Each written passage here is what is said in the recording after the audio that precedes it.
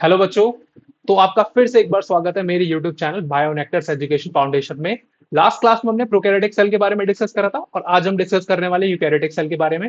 Eukaryotic cell जो होती है वो क्या क्या ऑर्गेनिज्म को इंक्लूड करती है। फॉर एग्जांपल प्रोटिस्ट होते हैं, इसके अंदर एनिमल आते हैं, फंजाई आते हैं and some kind of other organism भी इसके अंदर इंक्लूडेड होते हैं। तो चलिए बिना किसी देरी के स्टार्ट करते हैं फटाफट। तो यूकैरियोटिक सेल जो होती है ये इंक्लूड करती है प्रोटिस्ट को, प्लांट्स को, फंजाई एंड एनिमल। की फीचर्स की जब हम बात करें तो एक यूकैरियोटिक सेल के कौन कौन से फीचर्स होते हैं उनके बारे में हम पढ़ते हैं। एक इसके अंदर कंपार्टमेंटलाइजेशन होता है। कंपार्टमेंटलाइजेशन का कहने का इसका यहाँ पे ये मतलब है बेटा कि एक जो सेल होती है उसके अंदर डिफरेंट डिफरेंट ऑर्गेनेल्स होते हैं, न्यूक्लियस होता है और उसके अंदर लाइसोसोम होता है, उसके अंदर राइबोसोम्स होता है। तो वो अपने अपने कंपार्टमेंट्स होते हैं। कंपार्टमेंट्स के कहने का मतलब है उनकी एक पर्टिकुलर लोकेशन होती है। ठीक है। फॉर एग्जाम्पल जैसे न्यूक्लियस के पास जो होगा वो हमेशा ईआर रहेगा और ईआर से जस्ट नियर बाय रहेगा आपका Golgi.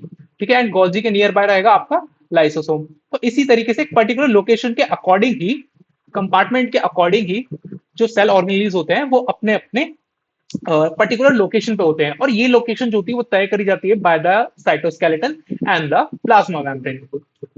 Next, nucleus is a with the nuclear envelope means eukaryotic cell के अंदर जो न्यूक्लियस होता है उसके पास न्यूक्लियर एनवेलप होता है। जब हमने प्रोकैरियोटिक सेल की बात करी थी तो उसके उसके अंदर नॉट डिफाइंड न्यूक्लियस था। मतलब नॉट डिफाइंड का मतलब होता है कि उसके ऊपर बेसिकली अनआइडेंटिफाइड कहते हैं या फिर नॉट डिफाइंड कहते हैं, अनडिफाइंड कहते हैं।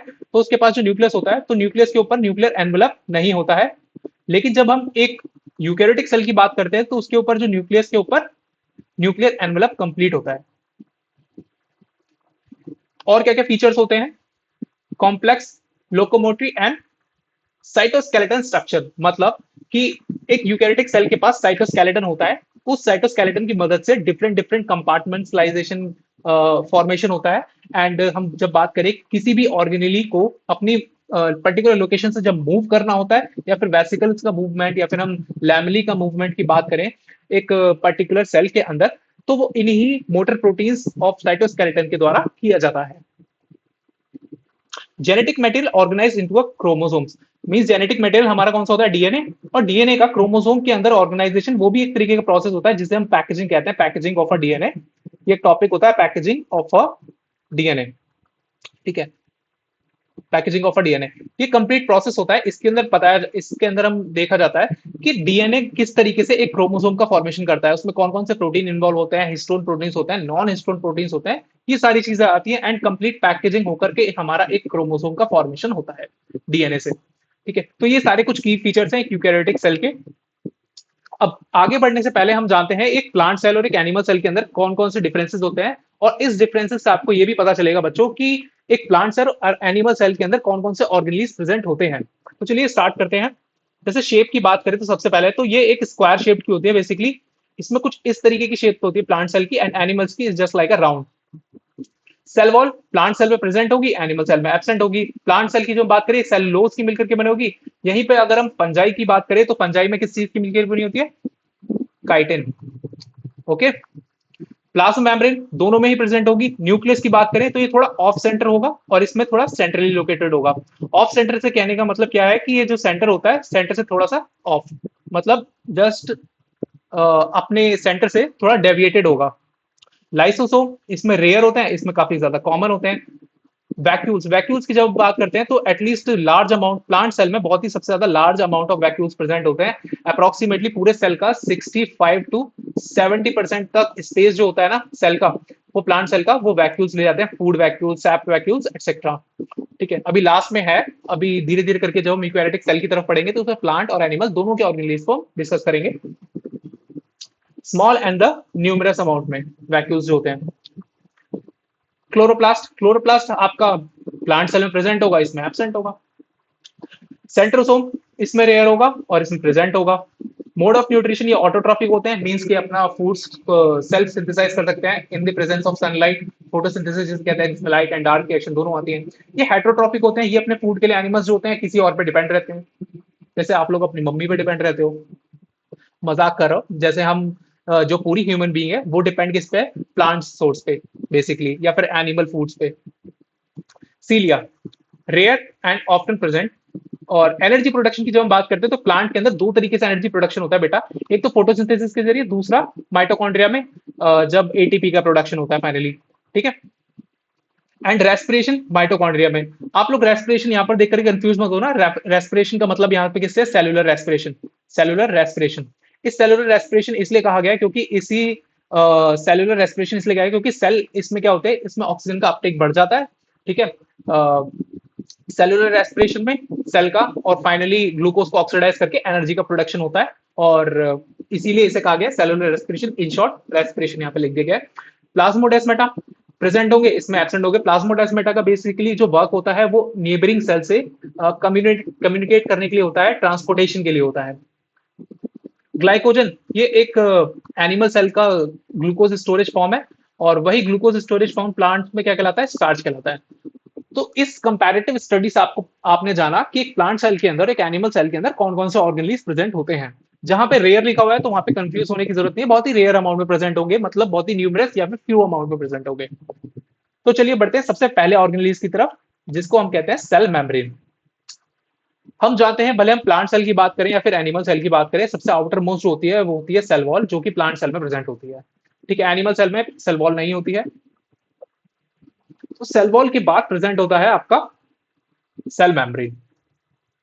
तो एनिमल सेल में सबसे आउटर मोस्ट लेयर कौन सी होगी, सेल मेम्ब्रेन। तो चलिए पढ़ते हैं सेल मेम्ब्रेन को। इसके जो कंपोजिशन होते हैं, जो मेजर कंपोजिशन है वो है इसके phospholipids, basically lipids and protein. मतलब सबसे ज्यादा अमाउंट जो मेन कंपोनेंट्स होते हैं वो होते हैं आपके लिपिड्स एंड प्रोटीन्स। फिर उसके बाद जो मेजर लिपिड्स होते हैं उसमें भी फॉस्फोलिपिड्स, उसमें भी जो मेजर लिपिड्स हैं उसमें भी आते हैं आपके फॉस्फोलिपिड्स,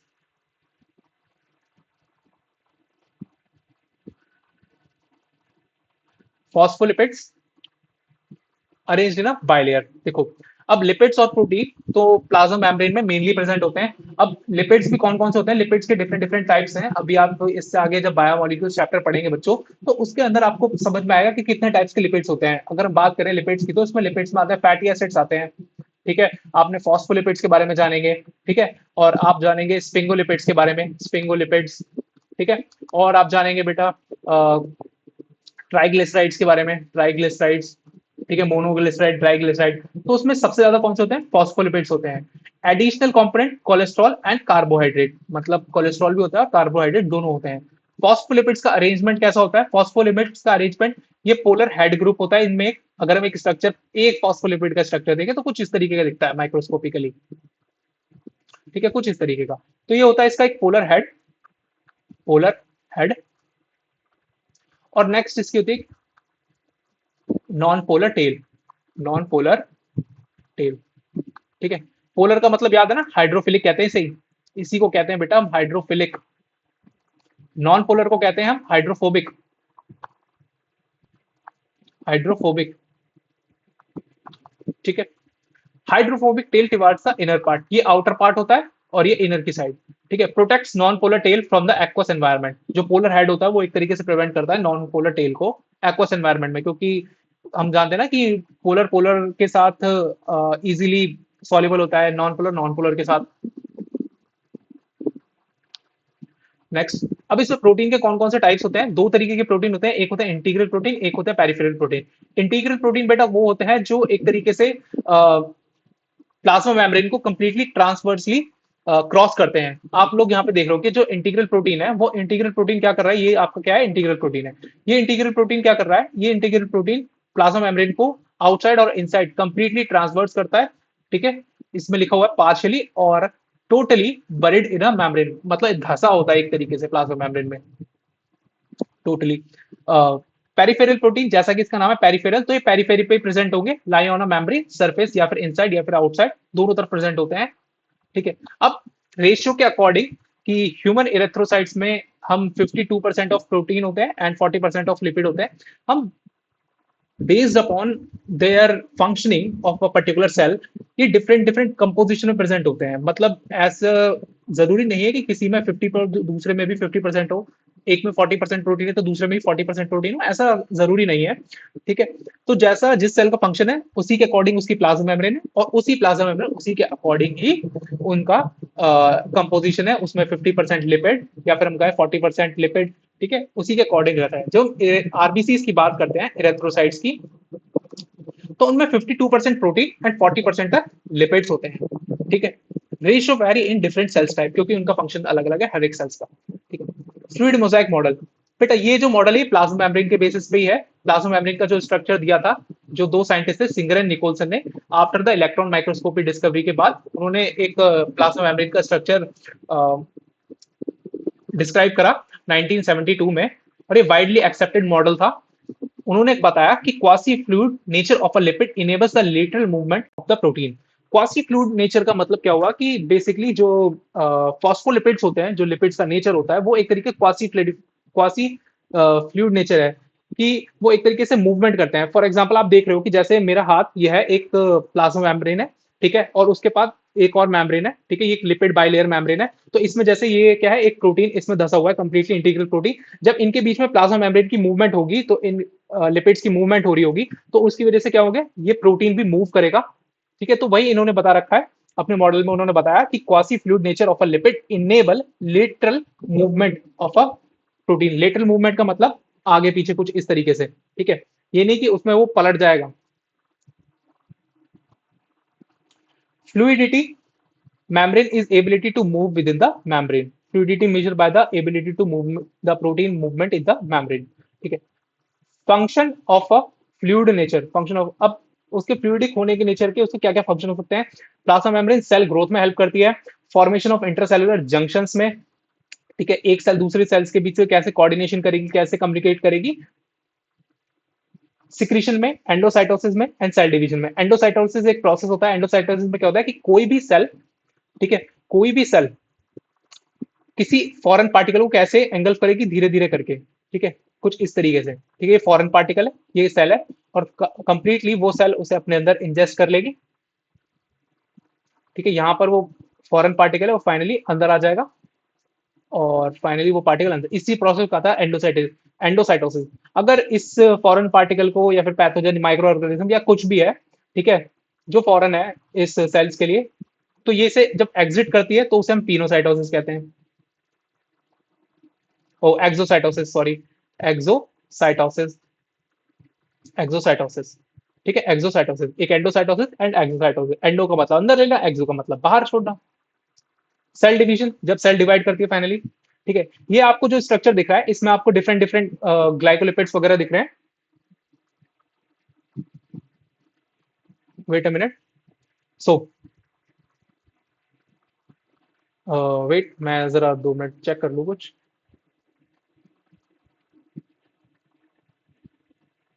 सो ठीक है, सो ये जो स्ट्रक्चर है, आपको ये लिपिड बाइलेयर है बेटा।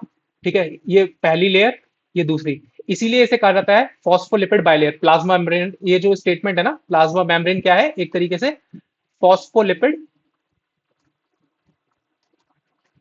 बाइलेयर। बाइलेयर का मतलब क्या है बेटा, बाइलेयर कहीं पे लिखा होगा, बाई का मतलब क्या होता है, दो। ठीक है, दो लेयर है, एक ये लेयर है, एक ये लेयर है। ठीक है, अब ये जो इसमें ये जो पार्ट है आपको येलो दिख रहा है, तो इसमें ये जो इंटरनल पार्ट है, ये है इसका non polar part, non polar, जो कि हमारा कैसा है, हाइड्रोफोबिक है, हाइड्रोफोबिक है। ठीक है, हमने पढ़ा था नॉन पोलर पार्ट होता है फॉस्फोलिपिड, ये इसका एक फॉस्फोलिपिड है, ये एक पूरा का पूरा ये एक फॉस्फोलिपिड है। इसका क्या है, फॉस्फोलिपिड, फॉस्फोलिपिड, फॉस्फोलिपिड। ये हेड है फॉस्फोलिपिड का, ये हेड है। ठीक है, और ये क्या है, इसमें कोलेस्ट्रॉल है, ये जो इसमें फाइनली ये कोलेस्ट्रॉल है, और ये इंटीग्रल प्रोटीन, ये पेरिफेरल प्रोटीन। ठीक है, ये जो ऊपर है इनको हम कार्बोहाइड्रेट्स कहते हैं, और ये कार्बोहाइड्रेट्स ग्लाइकोप्रोटीन्स होते हैं और ग्लाइकोलिपिड्स होते हैं। मतलब ग्लाइकोलिपिड्स और ग्लाइकोप्रोटीन्स, देखो आप ना इस चीज को ध्यान रखना। ठीक है, जैसे ग्लाइकोप्रोटीन्स आता है, प्रोटियोग्लाइकन आता है, जो वर्ड पीछे होता है उसका अमाउंट काफी ज्यादा होता है, और जो वर्ड आगे होता है उसका अमाउंट काफी कम होता है। ठीक है, फॉर एग्जाम्पल ग्लाइकोप्रोटीन्स की बात करी जाती है, तो इसमें ये कॉम्बिनेशन होता है किसका, ग्लाइकोज का, मतलब बेसिकली कार्बोहाइड्रेट्स का, कार्बोहाइड्रेट्स प्लस प्रोटीन। ठीक है, ठीक है, अब इसमें क्या है, कार्बोहाइड्रेट्स काफी ज्यादा अमाउंट में है, और ग्लाइकोलिपिड्स में कार्बोहाइड्रेट है, कार्बोहाइड्रेट प्लस आपका लिपिड। तो carbohydrate plus protein, carbohydrate plus lipid, तो इसको हमने क्या किया, ग्लाइको प्रोटीन और इसको हमने क्या कहा, ग्लाइकोलिपिड। तो लिपिड का अमाउंट इसमें ज्यादा होगा, कार्बोहाइड्रेट का अमाउंट इसमें काफी कम होगा। तो बेसिकली ये कार्बोहाइड्रेट्स के अलग अलग फॉर्म है। ठीक है, जब हम हेट्रोपॉलीसेकेराइड्स के बारे में बात करते हैं तब हम इनको स्टडी करते हैं। अभी नेक्स्ट जब चैप्टर आ रहा है बायोमोलिक्यूल्स, तो उसमें हम डिटेल में डिस्कस करेंगे what is glycoprotein and what is glycolipids. ठीक है, तो अभी जब हम शुरुआत में जब हम पढ़ रहे थे तो हमने एक चीज पढ़ी थी, आप लोगों ने देखा था यहाँ पे क्या लिखा हुआ है, कोलेस्ट्रॉल। कोलेस्ट्रॉल के बारे में हमने पढ़ा। ठीक है, कार्बोहाइड्रेट, कार्बोहाइड्रेट कहाँ प्रेजेंट थे, बेसिकली सेल सरफेस पर प्रेजेंट थे। इनके कौन कौन से फॉर्म है, एक कार्बोहाइड्रेट्स के ग्लाइकोलिपिड, ग्लाइकोलिपिड, और दूसरा फॉर्म कौन सी है, ग्लाइकोप्रोटीन, ग्लाइकोप्रोटीन। तो क्लियर हुआ। हमने लिपिड्स के बारे में कौन से पढ़े, फॉस्फोलिपिड्स के बारे में, प्रोटीन के बारे में पढ़े, इंटीग्रल एंड पेरिफेरल प्रोटीन्स। ठीक है, कोलेस्ट्रॉल के बारे में पढ़ा, कार्बोहाइड्रेट्स के बारे में पढ़ा, ग्लाइकोलिपिड्स एंड ग्लाइकोप्रोटीन्स के बारे में। ठीक है, तो यहाँ पर हमने अपनी प्लाज्मा मेम्ब्रेन को कंप्लीट कर चुका है। अब हमने जो जो इनके पार्ट्स पढ़े हैं, ग्लाइकोप्रोटीन, ग्लाइकोलिपिड्स, इन्हीं सबके फंक्शंस के बारे में पढ़ते हैं। सो फॉस्फोलिपिड्स, फॉस्फोलिपिड्स क्या करते हैं, ये एक तरीके से बैरियर की तरह काम करते हैं, सेलेक्टिवली परमेबल होते हैं एंड स्ट्रक्चरल बेस होते हैं। ठीक है, ये एक तरीके से प्लाज्मा मेम्ब्रेन को स्ट्रक्चरल बेस प्रोवाइड करते हैं, ये एक बैरियर की तरह होते हैं और ये सेलेक्टिवली परमेबल होते हैं। मतलब इसमें से हाइड्रोफिलिक मॉलिक्यूल या फिर हम फोबिक मॉलिक्यूल्स की बात करें तो कंप्लीटली पेनिट्रेट कर जाते हैं। इंटीग्रल प्रोटीन ये ट्रांसपोर्टेशन में हेल्प करते हैं। पेरिफेरल प्रोटीन साइटोस्केलेटन एंकरिंग का काम करते हैं। कोलेस्ट्रॉल फ्लूइडिटी मेंटेन करता है प्लाज्मा मेम्ब्रेन की। प्लाज्मा मेम्ब्रेन की बात करें, सेल मेम्ब्रेन की बात करें, दोनों एक ही चीज होती है, कंफ्यूज मत करना अपने आप को। कार्बोहाइड्रेट्स, कार्बोहाइड्रेट्स सेल रिकॉग्निशन में वही कार्बोहाइड्रेट्स है, इसमें ग्लाइकोप्रोटीन्स और आपके ग्लाइकोलिपिड्स आते हैं। Cell recognition and adhesion, cell recognition adhesion signalling का मतलब क्या है यहाँ पर, कि जब एक सेल दूसरे सेल से कम्युनिकेट करती है वापस आपस में, तो वो एक कुछ जंक्शन के सेल्स जंक्शन होते हैं, तो उनका काम क्या होता है कि वो एक सेल से सिग्नल दूसरे सेल की तरफ लेकर के जाए। तो उसमें जो ये ग्लाइकोलिपिड्स और ग्लाइकोप्रोटीन्स होते हैं, इनका वर्क रहता है। ठीक है, cytoskeleton attachment, shape maintenance and cell movement.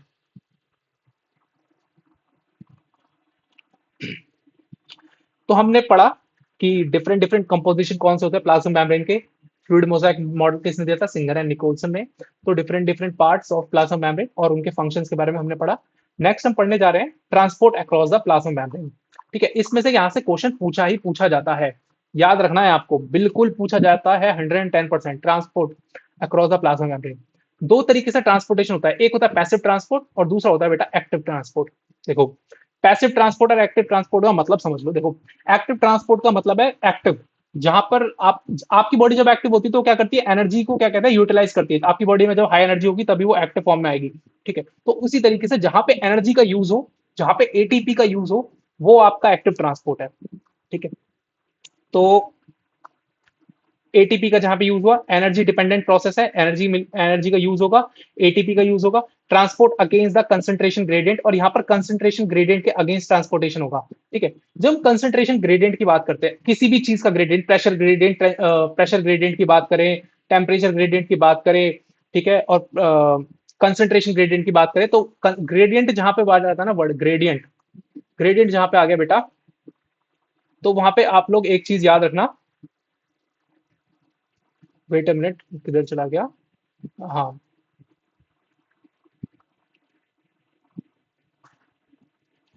देखो, ग्रेडियंट जहां पे आ जाता है, ग्रेडियंट का मतलब होता है हाई से लो का, high to low.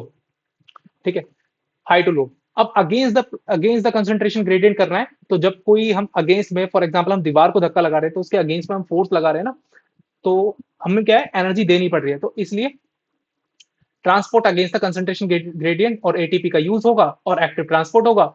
And sodium potassium pump इसका एग्जांपल है, इसका एग्जांपल है सोडियम पोटेशियम पंप। ठीक है, पैसिव ट्रांसपोर्ट में नो एनर्जी रिक्वायरमेंट। दो टाइप्स होते हैं, simple diffusion osmosis and facilitated transport. ये चलो, ये इसी के अंदर पैसिव ट्रांसपोर्ट के अंदर ही आता है। ठीक है, इसे अलग से रख दिया गया है यहाँ पर, लेकिन ये इसी के अंदर आता है, इसे डिस्कस कर लेते हैं। पहले हम सिंपल डिफ्यूजन एंड ऑस्मोसिस के बारे में पढ़ते हैं। डिफ्यूजन क्या होता है, ऑस्मोसिस क्या होता है। देखो, दो यहाँ पे है टर्मिनोलॉजीज, क्या है, एक है भैया डिफ्यूजन, कंफ्यूजन क्रिएट आज खत्म कर देते हैं डिफ्यूजन और ऑस्मोसिस का, ऑस्मोसिस का। ठीक है, डिफ्यूजन एंड ऑस्मोसिस। डिफ्यूजन की जब हम बात करते हैं तो इसमें सॉल्यूट एंड सॉल्वेंट दोनों का मूवमेंट होता है भाई, मूवमेंट होता है। ठीक है, दोनों का मूवमेंट हो सकता है। ठीक है, फ्रॉम हायर टू लोअर। ठीक है, इसमें क्या होता है, इसमें केवल सॉल्वेंट का क्या होता है, मूवमेंट होता है, मूवमेंट। ठीक है, हायर टू लोअर। ठीक है, और इसमें क्या होता है ऑस्मोसिस में, थ्रू सेमी परमिएबल मेम्ब्रेन, एक मेम्ब्रेन के through, through semi permeable membrane, semi permeable membrane, permeable membrane, semi permeable membrane के थ्रू यहाँ पर डिफ्यूजन और ऑस्मोसिस। ठीक है, natural solutes moves along the concentration gradient, मतलब यहाँ पर हाई कंसंट्रेशन ग्रेडियंट के अकॉर्डिंग हायर टू लोअर। ठीक है, इसी में भी हायर टू लोअर होगा osmosis, water moves by the diffusion higher to low concentration. ठीक है, सॉल्वेंट का किस में होगा, केवल ऑस्मोसिस में, इसमें सॉल्यूट प्लस सॉल्वेंट दोनों का हो सकता है। ठीक है, सॉल्यूट भी जा सकता है और सॉल्वेंट भी जा सकता है डिफ्यूजन में। ओके, नेक्स्ट है facilitate transport, polar molecules require carrier protein. देखो, अब ट्रांसपोर्ट के लिए ना तो वो डिफ्यूजन से हो रहा है, ना ही वो ऑस्मोसिस के थ्रू हो रहा है, और ना ही वो किसी एटीपी पंप के द्वारा हो रहा है। ठीक है, अब उसको ट्रांसपोर्टेशन के लिए क्या चाहिए, उसको एक कैरियर मॉलिक्यूल। आपने जो ये पढ़ा, अभी आपने यहाँ पे पढ़ा था, इधर की साइड एक डायग्राम बनाते हैं। जैसे ये प्लाज्मा मेम्ब्रेन थी, यहाँ पर ये प्लाज्मा मेम्ब्रेन थी, तो इसी प्लाज्मा मेम्ब्रेन में ना कुछ चैनल्स होते हैं, कुछ इस तरीके से दिखते हैं वो। ठीक है, ये आपके फॉस्फोलिपिड्स हो गए।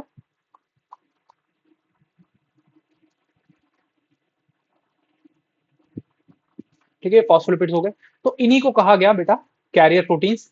ठीक है, ये कैरियर क्या करते हैं, ये outer side of a cell से वहां से अपने सॉल्यूट को लेते हैं और फाइनली इसे अंदर की साइड ट्रांसफर कर देते हैं। ठीक है, सेल के अंदर, ये आउटसाइड से इनसाइड आ जाता है सेल के। क्लियर हुआ सभी को? चलिए चलते हैं, हमने ट्रांसपोर्टेशन के बारे में पढ़ लिया, हमने प्लाज्मा मेम्ब्रेन के बारे में लगभग सभी चीजें कवर कर चुके हैं। ठीक है, तो नेक्स्ट हम बढ़ते हैं अपने सेल वॉल की तरफ। प्लाज्मा मेम्ब्रेन के बारे में हमने सारी चीजें डिस्कस करी कि क्या क्या चीजें होती हैं प्लाज्मा मेम्ब्रेन के अंदर। प्लाज्मा मेम्ब्रेन के अंदर आपका फॉस्फोलिपिड्स होते हैं, प्रोटीन्स होते हैं, integral proteins and peripheral proteins. Cholesterol होते हैं जो कि फ्लूइडिटी प्रोवाइड करता है, एंड प्लाज्मा मेम्ब्रेन के पास कार्बोहाइड्रेट होते हैं in the form of glycolipids and glycoproteins. Next हम बढ़ते हैं सेल वॉल की तरफ। सेल वॉल ये बेटा केवल प्लांट सेल में प्रेजेंट होगी, प्लांट सेल में होगी, और फंजाई में भी होती है, फंजाई में भी सेल वॉल होती है जो कि काइटिन से मिलकर के बनी होती है, काइटिन। ठीक, fungi and plants non living rigid structure, ये लिविंग नहीं होता, नॉन लिविंग कहते हैं इसे। ठीक है, forms outer covering of a plasma membrane, outer covering होती है प्लाज्मा मेम्ब्रेन की। Function give shape to the cell, protect from the mechanical damage and infection, helps in cell to cell interaction, provides barrier to the undesirable macromolecules। Cell to cell interaction, cell to cell interaction मतलब plasmodesmata का formation इसी से होता है, cell wall से, plasmodesmata. ठीक है, अब इस तरीके से समझो, जैसे एक सेल है, वो दूसरे सेल से कुछ इस तरीके से कम्युनिकेट करती है कि सेल वन सेल टू से कुछ इस तरीके से कम्युनिकेट करके एक ब्रिज का फॉर्मेशन करती है जिसे हम प्लाज्मोडेस्माटा कहते हैं, प्लाज्मोडेस्माटा। क्लियर? एल्गी के अंदर जब हम कंपोजिशन की बात करते हैं सेल वॉल की, सेल वॉल किन किन चीजों से मिलकर के बनी होती है? ठीक है, एल्गी के अंदर किन किन चीजों से मिलकर के बनी होगी, प्लांट्स के अंदर किन से मिलकर के बनी होगी, और फंजाई के अंदर, फंजाई के अंदर हमने पढ़ लिया है कि वो काइटिन से मिलकर के बनी होती है। काइटिन एक मॉलिक्यूल होता है, रिजिड होता है, काफी ज्यादा सॉलिड होता है। ठीक है, algae, cellulose, galactans, mannans and minerals like calcium carbonate, इनकी तो एल्गी की इनसे मिलकर के बनी होती है। प्लांट्स की सेल्यूलोज, हेमीसेल्यूलोज, पैक्टिन्स एंड प्रोटीन्स, इनसे मिलकर के बनी होती है।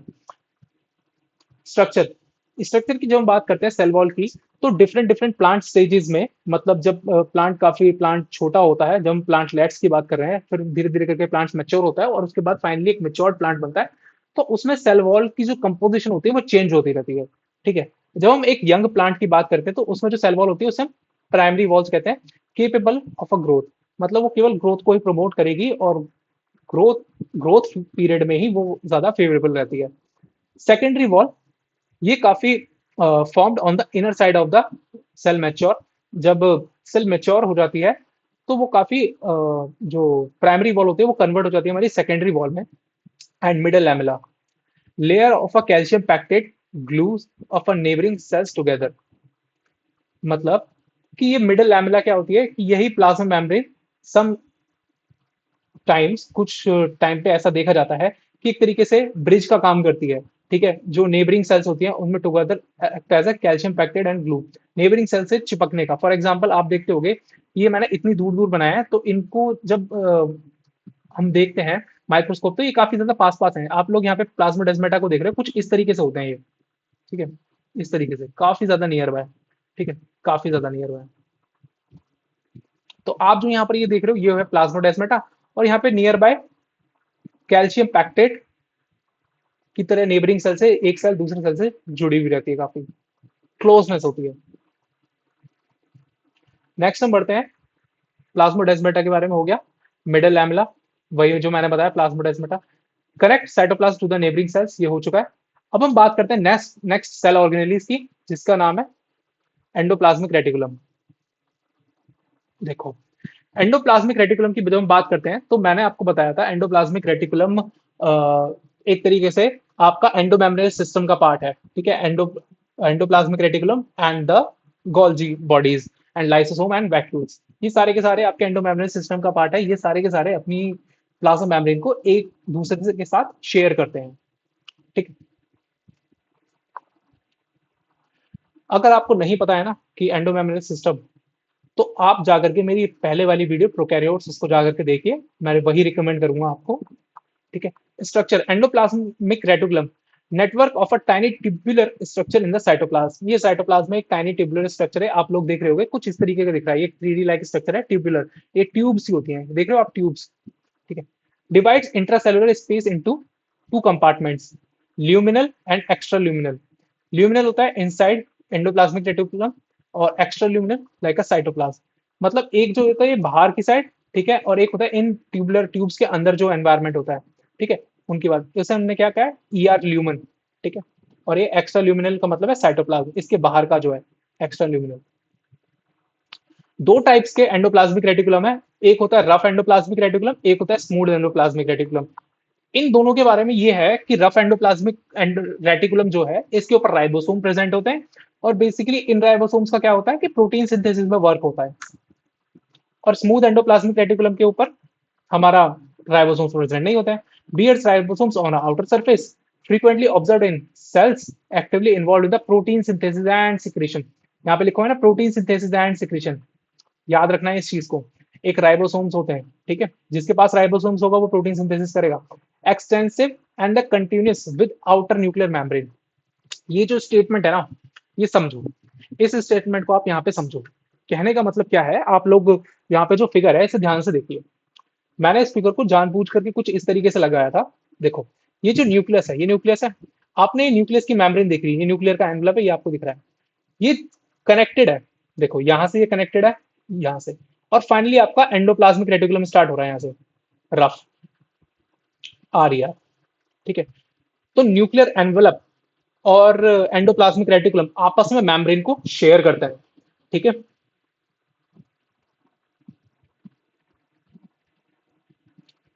नेक्स्ट है smooth endoplasmic reticulum, lack ribosomes appear smooth, major site of a lipid synthesis. Smooth endoplasmic reticulum क्या करता है, लिपिड का सिंथेसिस करता है, लिपिड हार्मोन्स का लिपिड हार्मोन का सिंथेसिस करता है। लिपिड्स वाले हार्मोन कौन कौन से होते हैं, चलो आप सभी लोग बताना, जरा सोच करके मेरे कमेंट सेक्शन में दबा के कमेंट करिए खूब। तो स्मूथ एंडोप्लाज्मिक रेटिकुलम का वर्क क्या है, बेसिकली स्टेरॉइड हार्मोन का सिंथेसिस करना या फिर लिपिड का सिंथेसिस करना। एंड स्मूथ एंडोप्लाज्मिक रेटिकुलम का फंक्शन क्या है कि प्रोटीन का सिंथेसिस करना, क्योंकि वहां पे राइबोसोम्स प्रेजेंट है। नेक्स्ट है गोल्जी अपरेटस। गोल्जी अपरेटस या फिर गोल्जी बॉडीज, ठीक है, ये जो है डिस्कवर्ड करा गया था कैमिलियो गोल्जी के द्वारा, named after him Camillo Golgi, his name is Golgi apparatus, मतलब उन्हीं के नाम पर ही रखा गया, उन्होंने ही डिस्क्राइब करा था। तो स्ट्रक्चर इसका क्या होता है, many flat disc shaped sac और सिस्टर्न है। ठीक है, डिस्क लाइक, ये आप लोग देख रहे हो कुछ इस तरीके से डिस्क लाइक होते हैं। ठीक है, इन्हीं को कहा जाता है सिस्टर्न है। सिस्टर्न है बेसिकली जो बैंक बैंक होता है ना, बैंक बैंक वो पैसे जमा करने वाला बैंक मत समझना, मोड़ाओ को कहा जाता है, मोड़ाओ। ठीक है, तो आप लोग ये देख रहे हो यहाँ पे ये मुड़ाव है, ठीक है। इस मुड़ाव को ही कहा जाता है सिस्टर्न है, ठीक है। आपने पाइप देखा होगा ना, पाइप, टोटी देखी, टोटी, टोटी होती है, टोटी कुछ इस तरीके से, ठीक है, ठीक है। ये जो होता है ना, ये जो हिस्सा होता है, इसी को कहते हैं सिस्टर्न है, सिस्टर्न है, ठीक है। उसी तरीके से ये जो हिस्सा होता है ना, यहाँ पे गोल्जी बॉडीज के पास, ये वही सिस्टर्न होता है, ठीक है। डायमीटर इसका कितना है, 0.5 micrometre to 1.0 micrometre, stacked parallel to each other, एक दूसरे के समानांतर होते हैं, पैरेलल होते हैं। Varied number of a cistern in the Golgi apparatus, मतलब वैरी करता है सेल टू सेल कि गोल्जी में कितने सारे 10 सिस्टर्न होंगे, वैरी करता है, ठीक है। ऑर्गेनाइजेशन, ठीक है।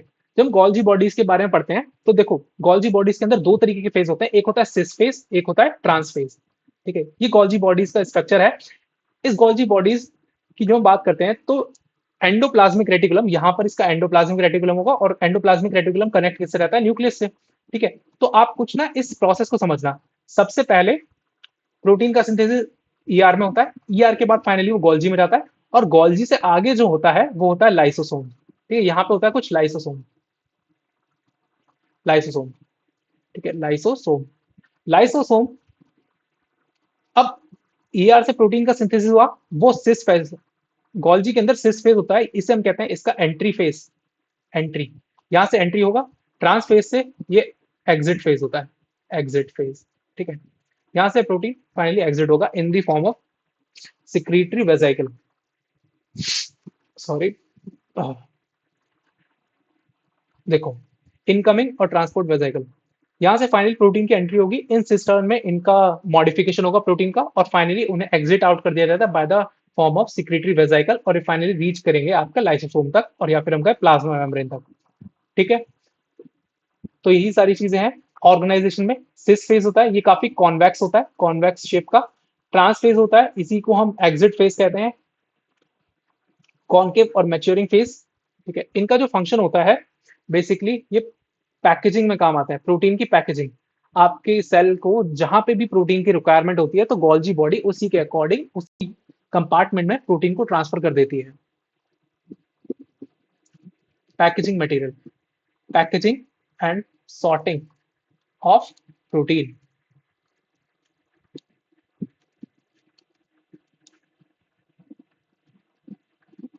ठीक है।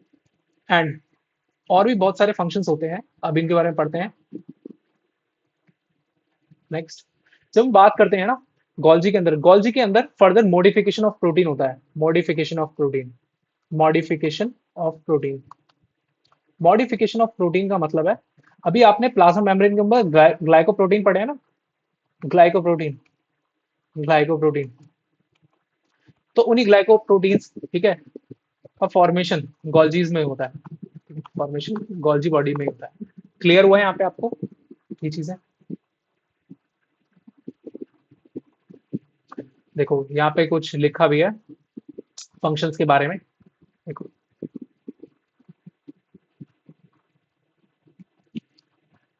material from the ER fuse with the cis phase and move towards the maturing phase, maturing phase वही इसका ट्रांस फेज।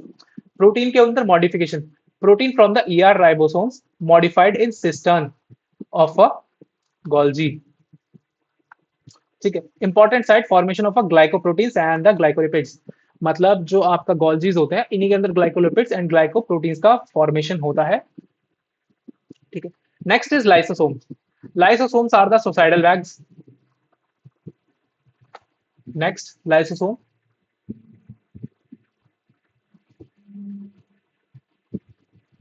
लाइसोसोम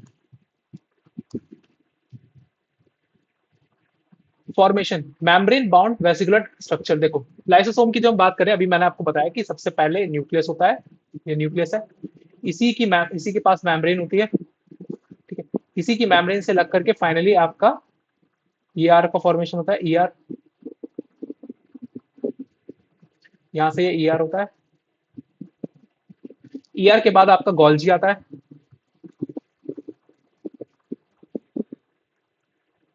गोल्जी के बाद आता है आपका लाइसोसोम्स, ठीक है, ये लाइसोसोम्स, ठीक है। अब यहाँ से जो सिक्रीटरी वेसिकल्स निकलते हैं, आपने गोल्जी के बारे में पढ़ा, सिक्रेटरी वेसिकल्स, सिक्रेटरी वेसिकल्स या फिर उनका वेसाइकल, ठीक है। तो इनमें होता है फाइनली एंजाइम्स, ठीक है, लाइसोसोमल एंजाइम्स। ये एंजाइम्स जाकर के फ्यूज हो जाते हैं, ये वेसिकल जाकर के फ्यूज हो जाते हैं लाइसोसोम से। और लाइसोसोम का जो पीएच होता है ये काफी ज्यादा एसिडिक होता है। इसी एसिडिक पीएच में ही आपके एंजाइम वर्क कर पाते हैं। अप्रोक्सीमेटली इसका 4.5 होता है, अप्रोक्सीमेटली पीएच, मतलब कितना ज्यादा एसिडिक है ये, ठीक है। मेम्ब्रेन बाउंड वेसिकुलर स्ट्रक्चर, ये एक तरीके का vesicular structure membrane bound, found by the packaging process in the Golgi apparatus. जब लाइसोसोम का फॉर्मेशन कैसे होता है, ये जब सिक्रेटरी वेसिकल जो गोल्जी बॉडी से ट्रांसफेज से एग्जिट आउट होता है, ये फाइनली फ्यूज कर जाते हैं, ठीक है। और फ्यूज होने के बाद इनके अंदर जब पीएच जो होता है वो एसिडिक हो जाता है, और फाइनली इनके जो एंजाइम होते हैं वो एक्टिवेट हो जाते हैं। कंटेंट इनके अंदर क्या होता है, very rich in hydrolytic enzyme, hydrolases like lipases, proteases and carbohydrases. मतलब इनके अंदर सारे ही टाइप के हाइड्रोलाइटिक एंजाइम्स होते हैं। लाइपेज प्रोटीन मतलब वो लिपिड का डाइजेशन कर सकते हैं, प्रोटीन का डाइजेशन कर सकते हैं, कार्बोहाइड्रेट का डाइजेशन कर सकते हैं, इन सभी चीजों का डाइजेशन वो इजीली कर सकते हैं, ठीक है। Optimal activity at acidic pH, मतलब सबसे ज्यादा वो एक्टिविटी अपनी दिखा पाएंगे एसिडिक पीएच पे 4.5। Capable of digesting carbohydrate, proteins, lipids and nucleic acid, मतलब ये सभी को डाइजेस्ट कर सकते हैं। किसी भी टाइप का एंटीजन आ जाए तो वो उसे डाइजेस्ट कर सकते हैं। इन्हीं को सुसाइडल बैग कहा जाता है, suicidal bags of the cell, ठीक है, सुसाइडल बैग। क्योंकि इनका लाइसोसोम्स के बारे में जब हम पढ़ते हैं तो लाइसोसोम काफी सारी चीजें परफॉर्म करते हैं, लाइक ऑटोफैगी, ठीक है, फैगोसाइटोसिस, ठीक है। हर सेल के पास लाइसोसोम्स होते हैं, ठीक है। अब इसके बारे में हम थोड़ा सा पढ़ लेते हैं कि ऑटोफैगी क्या है, ऑटोफैगी क्या है, ठीक है। या फिर हम बात करें फैगोसाइटोसिस क्या है, फैगोसाइटोसिस क्या है, ठीक। थोड़ा क्लियर चाहिए तो वेट अ मिनट, मैं इरेजर लेता हूँ।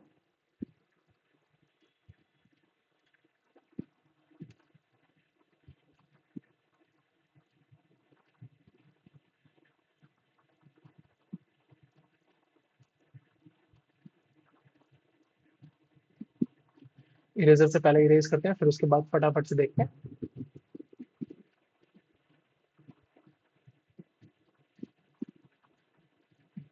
ठीक है, ऑटोफैगी क्या है।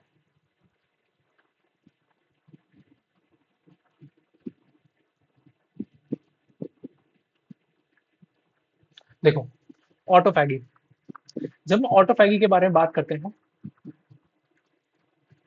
ऑटोफैगी का मतलब होता है कि व्हेन सेल डाइजेस्ट और degrade its own component, component, ठीक है, बाय द लाइसोसोम, ठीक है। लाइसोसोम के जरिए जब उसी सेल के कंपोनेंट को भी जब डिग्रेड या डाइजेस्ट कर दिया जाता है तो उसे हम ऑटोफैगी कहते हैं। फॉर एग्जांपल, जैसे सेल है, ठीक है, इस सेल के पास ये डिफेक्टिव माइटोकॉन्ड्रिया है, और ये हमारे पास एक लाइसोसोम है, ये लाइसोसोम है और ये माइटोकॉन्ड्रिया है। तो इसको लाइसोसोम जाकर के माइटोकॉन्ड्रिया के साथ जाके फ्यूज हो जाएगा, और फाइनली एक माइटोकॉन्ड्रिया और लाइसोसोम आपस में फ्यूज हो जाएंगे, और लाइसोसोम के एंजाइम फाइनली माइटोकॉन्ड्रिया को कंप्लीटली डाइजेस्ट कर देंगे। इसी प्रोसेस को कहा जाता है ऑटोफैगी। फैगोसाइटोसिस का मतलब है जब कोई फॉरेन पार्टिकल, ये फॉरेन पार्टिकल है, ठीक है, ये हमारे सेल के पास आता है, ठीक है, और हमारी सेल इसे एंगल्फ कर लेती है। एंगल्फ कैसे कर लिया, अभी मैंने भी आपको बताया था ना, कुछ इस तरीके से इन्वेजिनेशन स्टार्ट होता है, ठीक है, एंगल्फ कर लेगी फाइनली, और फाइनली इसका बनाएगी एक फैगोसोम्स, फैगोसाइटोसिस एक्टिविटी, और फाइनली फैगोसोम का क्रिएशन होगा, फैगोसोम, यह है इसका फैगोसोम। फैगोसोम, फैगोसोम के बाद क्रिएट करेगी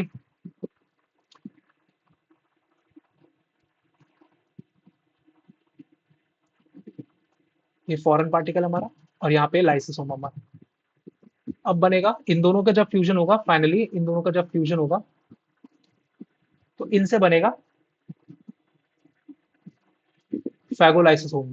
फैगोलाइसोसोम मतलब फैगो हमारा जो फॉरेन पार्टिकल है और लाइसोसोम आपस में फ्यूज हो गए हैं, और फाइनली जो फॉरेन पार्टिकल है वो कंप्लीटली डाइजेस्ट कर दिया जाएगा, और डाइजेस्ट करने के बाद उसे फाइनली एक्सोसाइटोसिस प्रोसेस के थ्रू एक्सक्रीट आउट कर दिया जाएगा बहुत सारे पार्ट्स में। तो इसी तरीके से लाइसोसोम आपका वर्क करता है, आपका ऑटोफैगी परफॉर्म करता है और फैगोसाइटोसिस परफॉर्म करता है। क्लियर हुआ?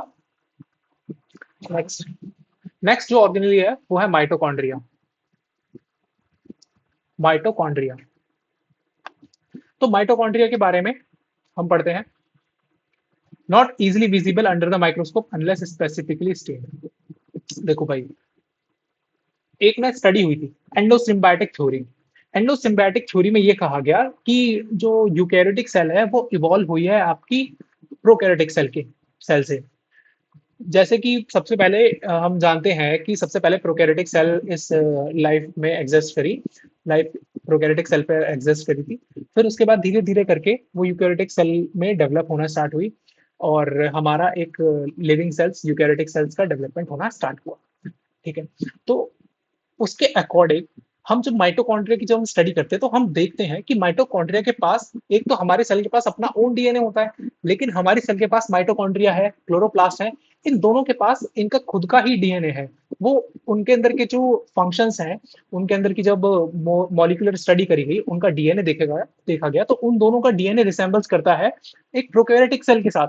तो हम कह सकते हैं कि माइटोकॉन्ड्रिया एक प्रोकैरियोटिक सेल की तरह वर्क करता है।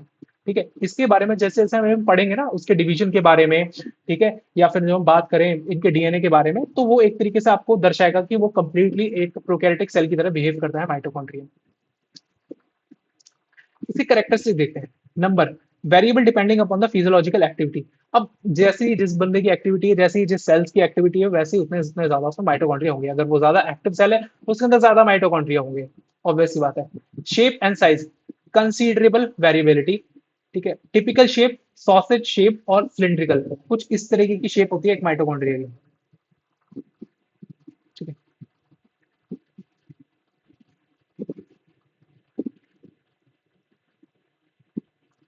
ठीक है, माइटोकॉन्ड्रिया की dimension, diameter 0.2 1.0 micrometre, length 1.0 to 4.1 micrometre. Structure, double membrane bound structure, ये इसकी आउटर मेम्ब्रेन, ये इसकी इनर मेम्ब्रेन।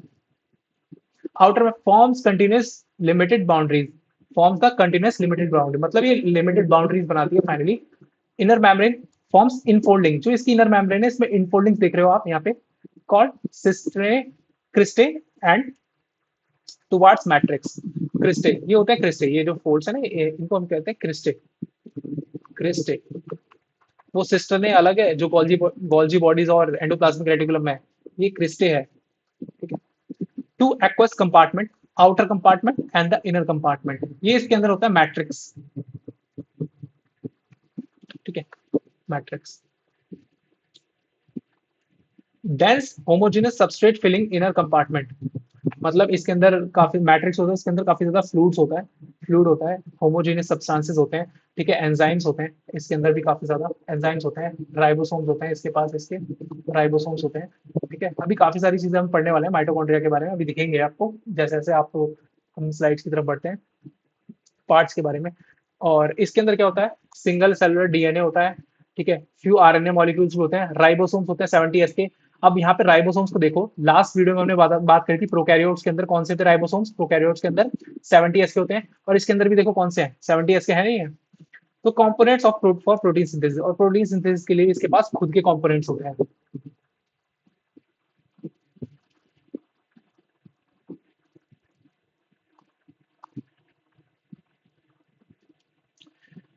क्रिस्टे, क्रिस्टी की जो हम बात करते हैं तो इनफोल्डिंग्स ऑफ इनर मेम्ब्रेन से ये प्रोड्यूस होते हैं। Increase surface area, surface area काफी ज्यादा इंक्रीज रहता है इनका। ठीक है, both membrane have a specific enzyme for mitochondrial functions, मतलब इनकी जो आउटर और इनर दोनों मेम्ब्रेन्स होती हैं, इन दोनों मेम्ब्रेन्स के अंदर काफी ज्यादा एंजाइम्स होते हैं माइटोकॉन्ड्रियल फंक्शंस के लिए। और माइटोकॉन्ड्रियल मैट्रिक्स फेवर करता है some kind of metabolic reactions को, for example Krebs cycles. Krebs cycle.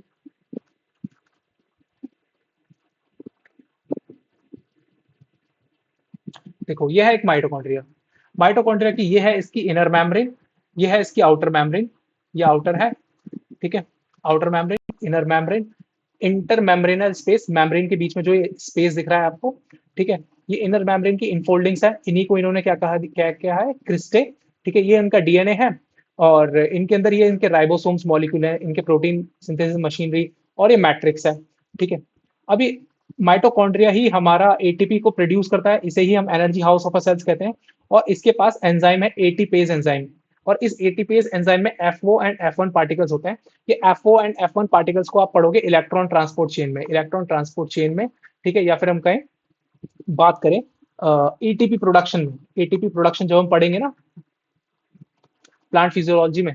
ये आपका जो सिलेबस है पता नहीं कौन बनाता है, लेकिन एटलीस्ट एटीपी प्रोडक्शन को उसे अलग से रखना चाहिए, प्लांट फिजियोलॉजी में नहीं डालना चाहिए। Primary function, site of a aerobic respiration, energy production of a cell, cellular energy in the form of ATP. Krebs cycle occur in its matrix, लिखा है ना, nickname power house of a cells, division by fission। आपने पढ़ा होगा binary fission. Binary fission किसमें होता है? Binary fission bacteria में होता है, बाइनरी फिजन बैक्टीरिया में। और बैक्टीरिया क्या है? एक तरीके का क्या है? प्रोकैरियोट्स है। बैक्टीरिया क्या है? प्रोकैरियोट्स है, ठीक है।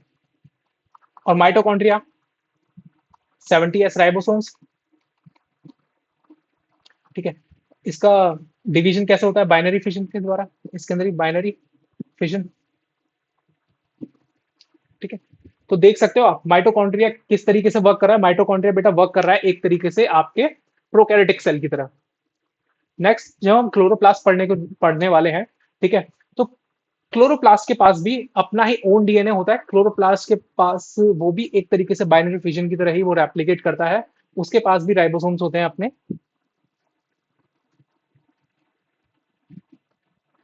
नेक्स्ट टॉपिक है प्लास्टिड। प्लास्टिड,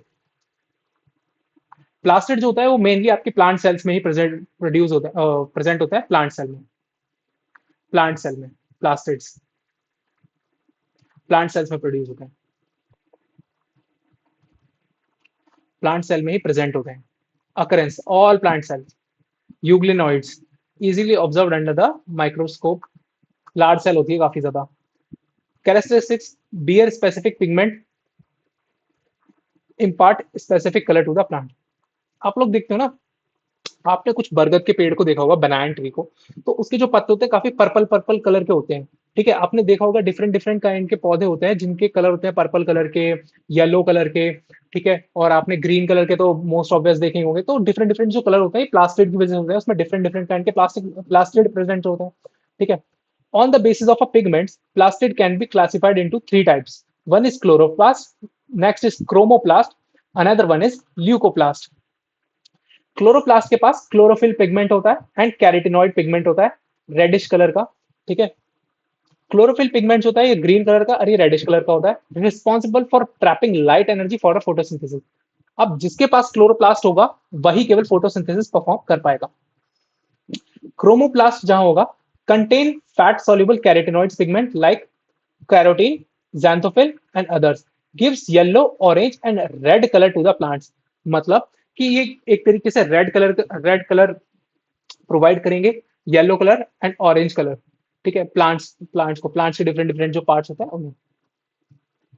ल्यूकोप्लास्ट ये कलरलेस होता है। ल्यूकोप्लास्ट जो होता है हमारा कलरलेस होता है और इसका यूज करा जाता है मेनली स्टोरेज के लिए, ठीक है। जब हम स्टोरेज की बात करें तो उसमें ल्यूकोप्लास्ट का काफी ज्यादा रोल होता है।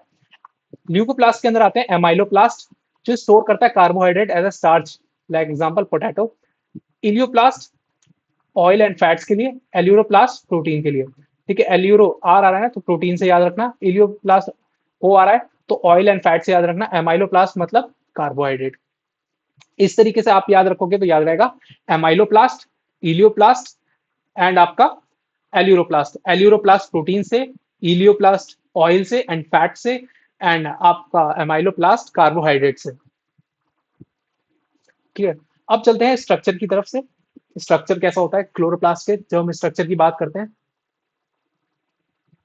तो एक क्लोरोप्लास्ट का स्ट्रक्चर जो हम देखते हैं तो कुछ इस तरीके से, सबसे पहले हम लीफ देखते हैं भाई, लीफ होती है हमारे पास एक लीफ, ठीक है। इस लीफ को हम जब और मैग्नीफाइड करके देखते हैं तो उसमें मीजोफिल सेल्स होते हैं। उस मीजोफिल सेल्स में कुछ इस तरीके से ये आपको ग्रीन कलर के दिख रहे हैं ना, ये ये होता है बेटा आपका क्लोरोप्लास्ट, ठीक है।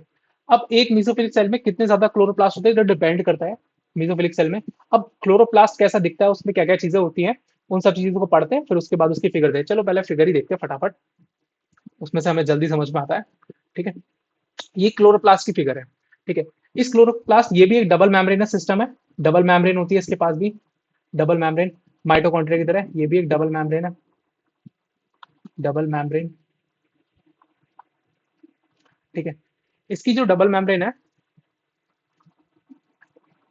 आउटर और inner membrane and external membrane, इनके अंदर होता है थाइलाकॉइड्स। इनर मेम्ब्रेन जो होती है वो इनफोल्ड होती है और मेड करती है आपकी थाइलाकॉइड्स, ठीक है। इनके पास खुद का एक डीएनए होता है। ये थाइलाकॉइड होते हैं, एक के ऊपर एक स्टैक की तरह होते हैं। ये थाइलाकॉइड मेम्ब्रेन होती है, और ये थाइलाकॉइड का ल्यूमन होता है थाइलाकॉइड मेम्ब्रेन के अंदर, ठीक है। ये एक थाइलाकॉइड होता है, इसको एक को हम कहते हैं ग्रैना और बहुत सारे को हम कहते हैं ग्रैनम, ठीक है। चलिए स्टार्ट करते हैं। ये आपने फिगर देख चुके हैं।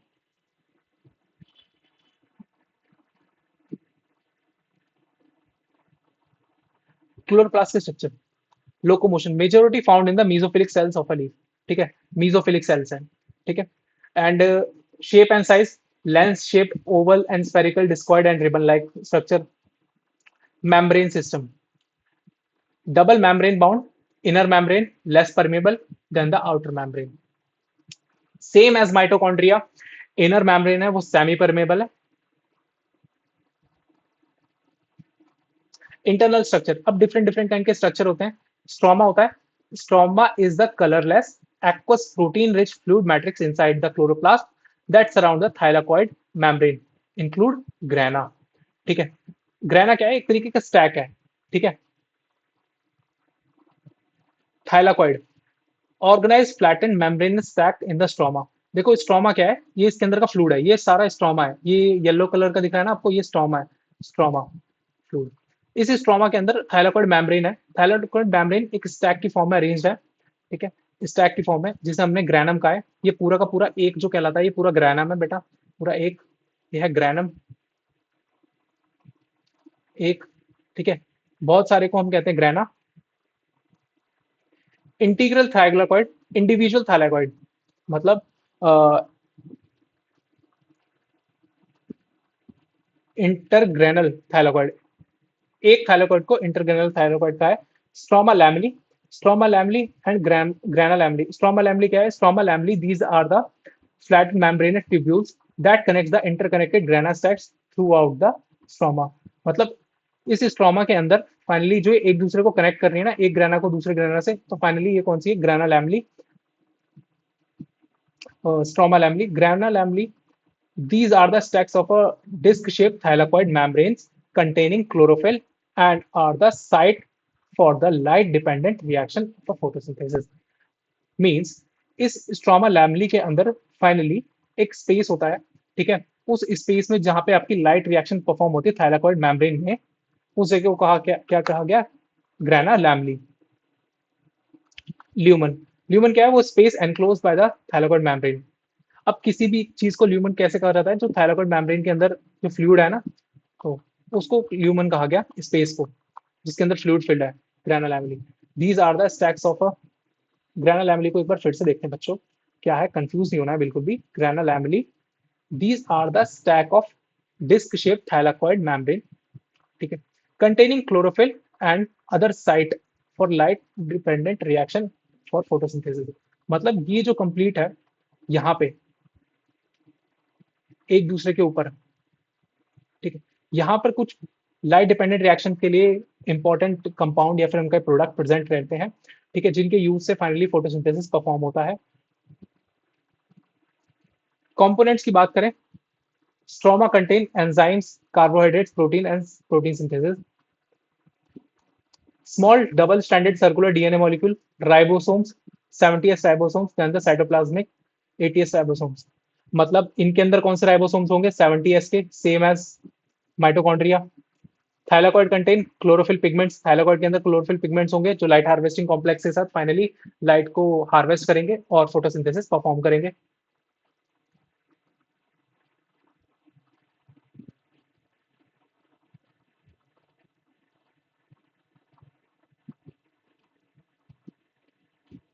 Next is ribosomes. Ribosomes are the protein factory of a cell, observed by George Palade in the electron microscope. ठीक है, ribonucleic acid proteins and not surrounded by membrane, इनके ऊपर कोई मेम्ब्रेन नहीं होती। ठीक है, ये मेन राइबोन्यूक्लिक आरएनए और प्रोटीन्स के मिलकर के बने होते हैं। ठीक है, यूकैरियोटिक राइबोसोम्स होते हैं, प्रोकैरियोटिक राइबोसोम्स होते हैं। यूकैरियोटिक राइबोसोम्स हमारे हैवी होते हैं एंड प्रोकैरियोटिक राइबोसोम्स काफी ज्यादा लेस हैवी या फिर कहें काफी ज्यादा स्मॉल होते हैं। ये 70s के होते हैं, ये 80s के होते हैं। इनके अंदर दो सब यूनिट होती है, लार्ज एक स्मॉल 60s एंड 40s, इनके अंदर 50s एंड 30s, ये आपको याद रखनी है।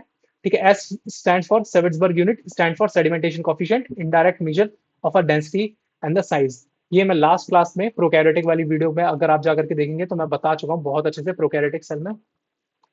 ठीक है, साइट फॉर प्रोटीन सिंथेसिस, इन्हीं को protein factory of a cell कहते हैं, बेसिकली प्रोटीन फैक्ट्री। ठीक है, राइबोसोम्स को। और गोल्जी बॉडी को कहा जाता है, गोल्जी बॉडी को क्या कहते हैं, क्या कहते हैं? Traffic policeman of the cell, traffic policeman of the cell, of the cell. ठीक है,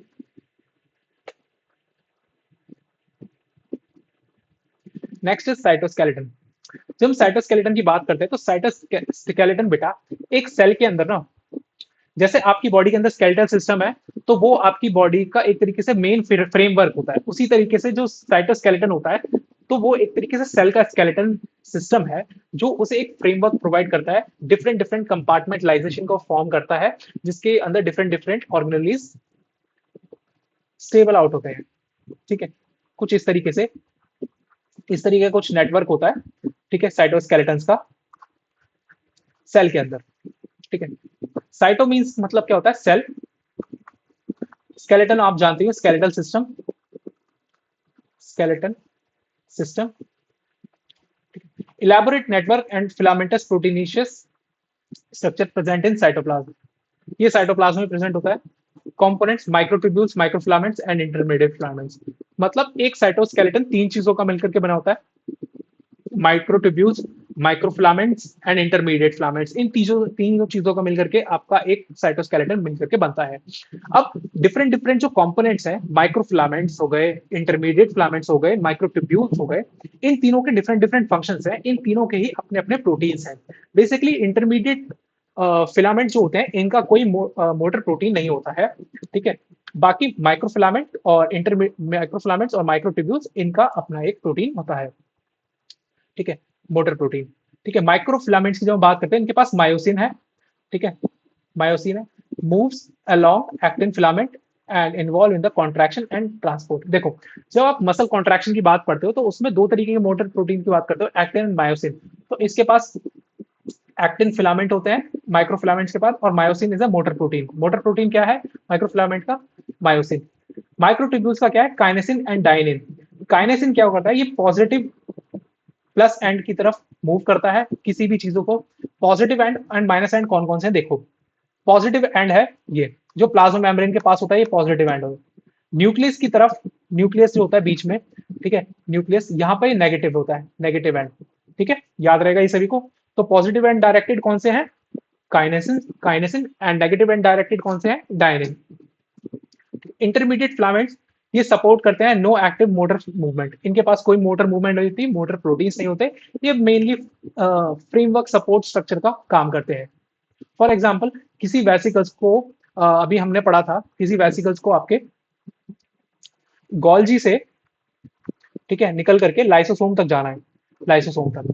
ठीक है, अब लाइसोसोम तक जाना है तो कौन सा मोटर प्रोटीन इसमें काम करेगा? पॉजिटिव एंड डायरेक्टेड या फिर नेगेटिव एंड डायरेक्टेड? अगर हम बात करें तो लाइसोसोम कुछ यहाँ होता है प्लाज्मा मेम्ब्रेन के पास, तो positive and directed he motor proteins आएंगे और फाइनली माइक्रोट्यूब्यूल्स पे वर्क करेंगे और काइनेसिन मोटर प्रोटीन आपके वेसिकल को लाइसोसोम तक लेके जाएंगे। प्रोटीन टारगेटिंग, इसे कहा जाता है प्रोटीन टारगेटिंग। साइटोस्केलेटन के कुछ फंक्शन है, mechanical support, mortality and maintenance of cell shape. ठीक है, सेल शेप को मेंटेन करता है, मैकेनिकल सपोर्ट करता है, mortality. सीलिया and flagella. सीलिया and flagella.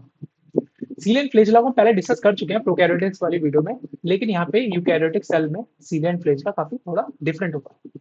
ठीक है, cilia and flagella. Cilia are the bristles like होते हैं, small structure, work like oars, cause movement of a cell and surrounding fluid. Flagella comparatively longer, responsible for cell movement. Prokaryotic and eukaryotic. Prokaryotic bacteria have a flagella, but structurally different from the eukaryotic flagella. इन दोनों के structure में काफी ज्यादा difference होता है। जब हम eukaryotic flagella की बात करते हैं बच्चों, तो यूकैरियोटिक फ्लैजेला में जो मेन कंपोनेंट होता है वो साइटोस्केलेटन के डिफरेंट डिफरेंट जो कंपार्टमेंट हमने पढ़े थे, intermediate filament, microfilament and microtubules, इन्हीं का रोल रहता है। ठीक है, इसमें डिफरेंट डिफरेंट काइंड के माइक्रोट्यूब्यूल्स का अरेंजमेंट होता है यूकैरियोटिक सीलिया फ्लैजेला में।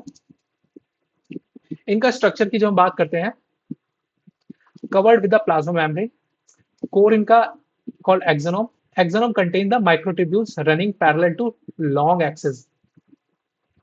Microtubules running parallel to long axis. 9+2 का अरेंजमेंट होता है, 9+2 का अरे भी कहा जाता है इन्हें। ठीक है, इनका अरेंजमेंट देखते हैं कैसा होता है। देखो, ये होता है सीलिया फ्लैजेला। ठीक है, 9+2 का अरेंजमेंट ये है 9, 1, 2, 3, 4, 5, 6, 7, 8, 9। ठीक है, ये 9 डबलेट्स हैं। ठीक है, 9 डबलेट्स। ठीक है, माइक्रोट्यूब्यूल्स यहाँ पर एंड दो सेंट्रल 9+2 का अरेंजमेंट। 2 यहाँ पर सेंट्रल में पड़ जाता है, सेंट्रल माइक्रोट्यूब्यूल्स। ठीक है, 9+2 का अरेंजमेंट होता है। ये होते हैं आपके स्पोक। ये स्पोक हेड होता है, ये स्पोक हेड कहते हैं इसे, स्पोक हेड, स्पोक हेड। और ये जो होता है ये रेडियल स्पोक, रेडियल स्पोक। ठीक है, ये डिफरेंट डिफरेंट पार्ट्स के नाम है। ये जो सेंट्रल माइक्रोट्यूब्यूल्स को कवर करती है इसको कहा जाता है central sheath, central sheath,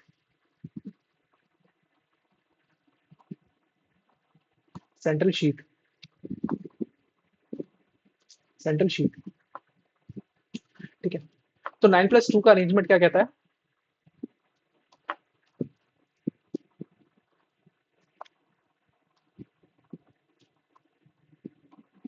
wait a minute.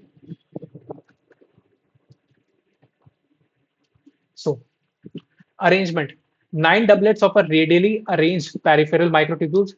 जो 9 होते हैं माइक्रोट्यूब्यूल्स वो पेरिफेरी मतलब अराउंड द मेम्ब्रेन प्रेजेंट होंगे।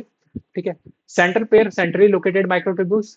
Connection, central doublets connected by a bridges, central sheath connected to a peripheral doublets by the radial spoke, 9 radial spoke। इनका work radial spoke का जो work होता है बेसिकली इनका work होता है कनेक्शन में। जो सेंट्रल शीथ है, जो सेंट्रल माइक्रोट्यूब्यूल्स है वो अटैच किससे रहते हैं? पेरिफेरल माइक्रोट्यूब्यूल से by the radial spoke। peripheral doublets interconnected by a linker, peripheral doublets connected by the inter doublet linker. जैसे आपको यहाँ पे दिख रहा है ये लिंकर है। ठीक है, ये आपस में ये लिंकर है, यहाँ पे ये लिंकर, लिंकर्स। ठीक है, ओरिजिन, ये कहाँ से होते हैं? Both cilium and flagellum emerge from a centriole like structure called basal bodies. Basal bodies एक स्ट्रक्चर होते हैं। ठीक है, देखो आप लोग जानते हो जैसे हम प्रोकैरियोट्स की बात करते हैं तो प्रोकैरियोट्स में 3 तरीके से हमने जब फ्लेजिला को पढ़ा था तो उसमें 3 बॉडी होती है। एक होता है उसका बेसल बॉडी, फिलामेंट, फिलामेंट, और एक होता है उसका हुक। बेसल बॉडी जो होता है वो ओरिजिनेट होता है, ठीक है, और फाइनली आपका हुक तक फॉर्मेशन करता है, और हुक तक जाने के बाद फाइनली आपका सीलिया या फिर हमका फ्लेजिला का डेवलपमेंट हो जाता है।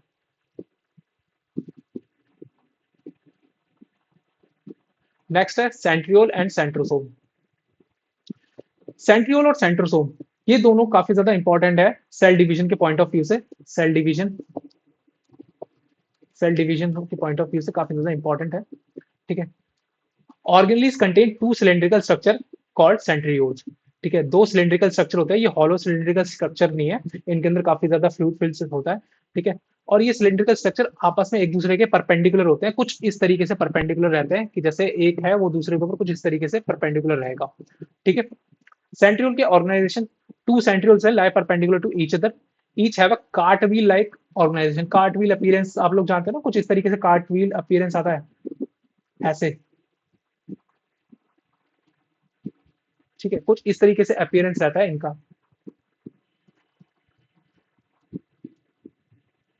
ठीक है।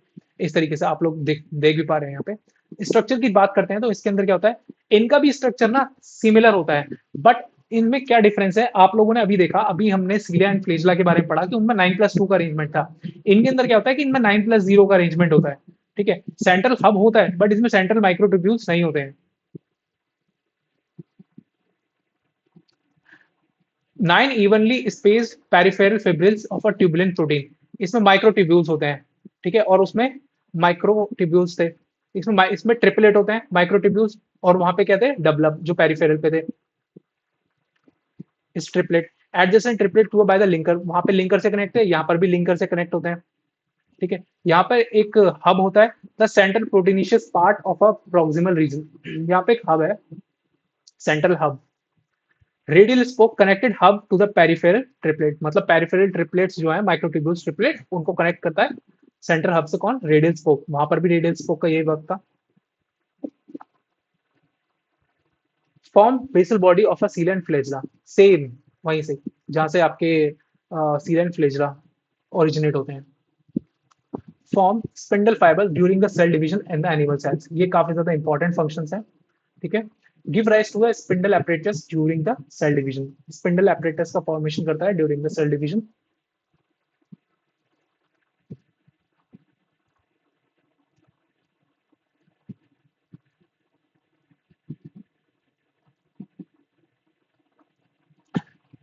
नेक्स्ट हम पढ़ रहे हैं न्यूक्लियस की तरफ। न्यूक्लियस क्या होता है, nucleus discovered by the Robert brown. तो अभी इससे पहले हमने पढ़ा था सेंट्रियोल या फिर हम सेंट्रोसोम के बारे में पढ़ा था अभी हमने। तो सेंट्रियोल के बारे में जब हमने बताया कि सेंट्रियोल क्या होता है और सेंट्रोसोम क्या होता है, इसके बारे में अभी थोड़ा रह गया है, जैसे अभी मैंने आगे बढ़ गया था, सॉरी। थोड़ा देखो, सेंट्रियोल मिलकर के सेंट्रोसोम का फॉर्मेशन करते हैं। दो सेंट्रियोल जो होते हैं वो आपस में परपेंडिकुलर होते हैं, और परपेंडिकुलर होने के साथ साथ इनके चारों तरफ ना एक मैट्रिक्स होता है, मैट्रिक्स जो काफी ज्यादा ट्रांसपेरेंट मैट्रिक्स होता है। इस मैट्रिक्स को हम कहते हैं पीसीएम, पीसीएम, पैरी सेंट्रियोलर मैट्रिक्स, ठीक है, पीसीएम। ये पीसीएम मैट्रिक्स फेवर करता है इनके cell division during the cell cycle, clear. ये दोनों परपेंडिकुलरली फॉर्म करते हैं एक सेंट्रोसोम को, और इसी सेंट्रोसोम का डिवीजन स्टार्ट होता है during cell cycle.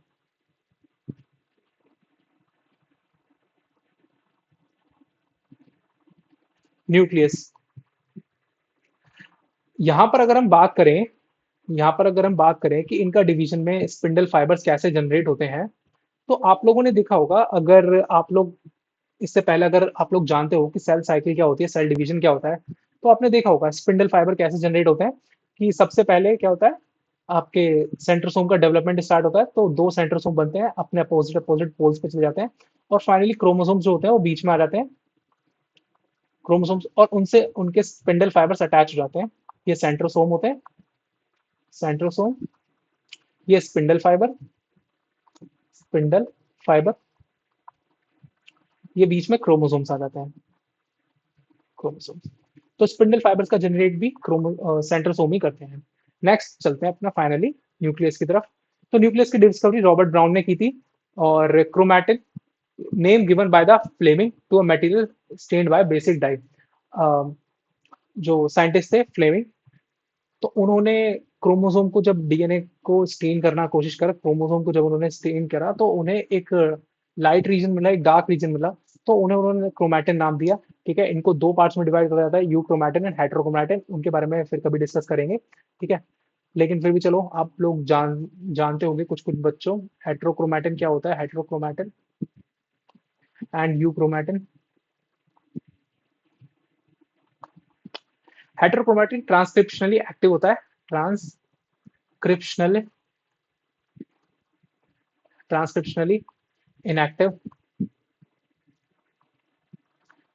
Active part of DNA, ठीक है। और ये transcriptionally inactive, transcriptionally transcriptionally active, ये एक्टिव रहता है, ठीक है, पार्ट ऑफ अ डीएनए। अब हम बात करते हैं इंटरफेस न्यूक्लियर स्ट्रक्चर। इनके अंदर क्रोमैटिक होता है, न्यूक्लियर मैट्रिक्स होता है और न्यूक्लियोलाई होती है, न्यूक्लियोलाई, न्यूक्लियोलाई, ठीक है।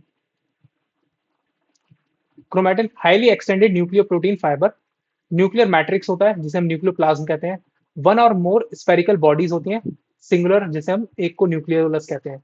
तो एक जो न्यूक्लियोलस होता है, ठीक है, इस न्यूक्लियोलस के अंदर हमारे आरएनए होते हैं, प्रोटीन्स होते हैं काफी ज्यादा। न्यूक्लियर मैट्रिक्स जिसे हम न्यूक्लियोप्लाज्म कहते हैं, इसी को हम न्यूक्लियोप्लाज्म भी कहते हैं, न्यूक्लियोप्लाज्म, ठीक है। क्रोमैटिन होता है highly extended nucleo protein fibre. Highly extended nucleo protein fibre कहने का मतलब क्या है यहाँ पर? इसके कहने का मतलब ये है कि क्रोमैटिन जो होता है वो आपका डीएनए प्लस प्रोटीन से मिलकर के बना होता है, ठीक है। अब इस प्रोटीन के अंदर फोल्डिंग होते होते ये फाइनली क्रोमैटिन फाइबर बनती है, क्रोमैटिन फाइबर, ठीक है। अभी कैसे बनते हैं ना, अभी इसके बारे में डिस्कस करते हैं, क्रोमैटिन फाइबर, ठीक है। और इसीलिए इसे कहा गया it highly extended nuclear protein fibre, clear. अब चलते हैं न्यूक्लियर एनवलप की तरफ। अब न्यूक्लियर एनवलप का जब हम स्ट्रक्चर देखते हैं, two parallel membranes with the space between them, perinuclear space between membranes function forms a barrier between the nucleus and the cytoplasm. Outer membrane usually continue with the ER and BR ribosomes. वही जो आपको पीछे बताया था मैंने कि ER की membrane जो होती है वो न्यूक्लियस की मेम्ब्रेन के साथ फ्यूज होती है। अब न्यूक्लियर की मेम्ब्रेन में आप न्यूक्लियर पोर्स यहाँ पर देख सकते हो क्लियरली, यहाँ पे न्यूक्लियर पोर्स आपको दिख रहे हैं, न्यूक्लियर पोर्स, ठीक है, यहाँ पर ही है, ठीक है। Nuclear envelope interrupted by minute pores, formation fusion of a two membrane, function passage for a RNA and protein molecules movement between nucleus and the cytoplasm bidirectionally। bidirectionally की मतलब इनसे बाहर भी जा सकते हैं और इनसे अंदर भी आ सकते हैं, ठीक है। ये दोनों परफॉर्म करते हैं आरएनए और प्रोटीन के, न्यूक्लियस से बाहर प्रोटीन चला जाए और न्यूक्लियस से अंदर प्रोटीन आ जाए, दोनों तरीके से फंक्शन करते हैं।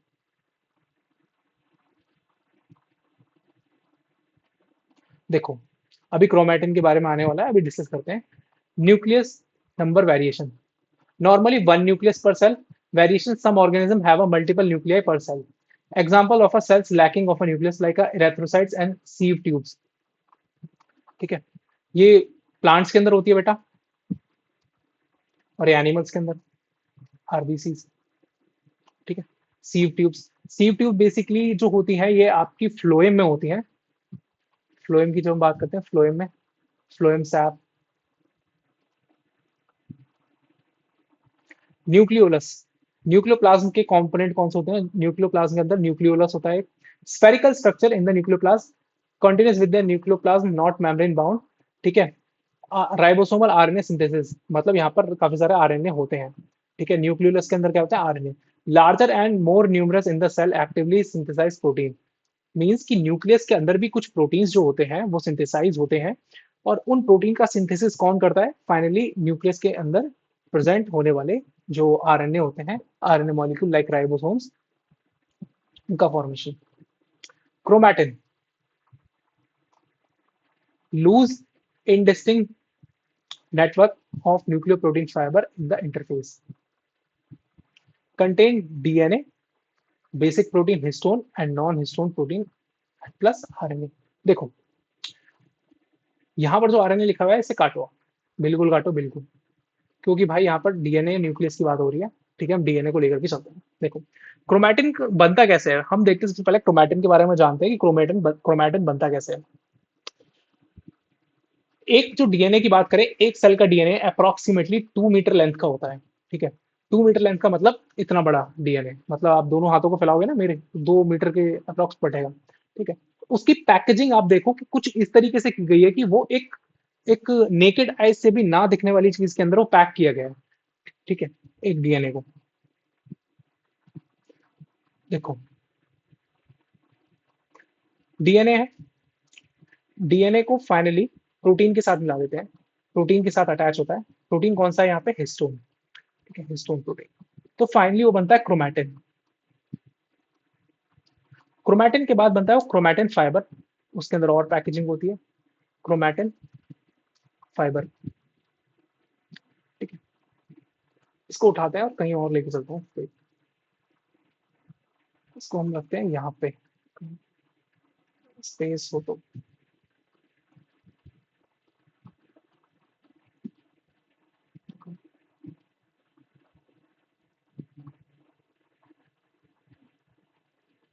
ठीक है, यहाँ पे